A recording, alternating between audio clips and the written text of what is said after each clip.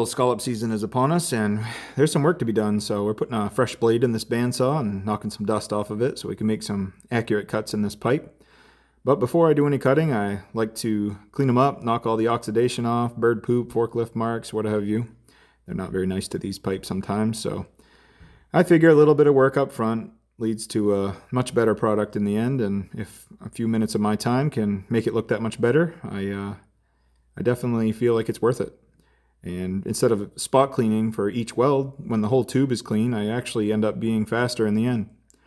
So I put my pads into the ends. I like to kind of mortise them into place, preheat them, and put multiple passes on each end.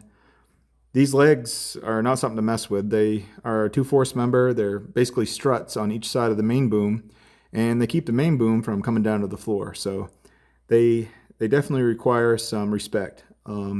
I try to build these as light as I can for the rigging up and down rigging purposes, but strong enough that I never have to worry about it, and I sleep pretty good. So I often do the math, figure out what the forces these can handle, and go from there. As all this gets jigged up, I'm going through preheating and tacking and moving along, trying not to warp these, because as you put all these welds on one side, you can kind of curve the pipe. So when you put a curve in it, you've already weakened it. And also every bit of weld you do takes away from the strength of the metal because you take away the temper. So there's a lot of things to consider. Sometimes more welds is actually weaker.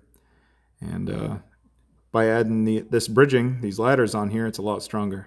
The ground clamp is not happy here. 320 to 350 amps for hours on end does not treat it very well. So here I'm bringing in the bridging tubes, bringing them into the main tube and putting some gussets in there.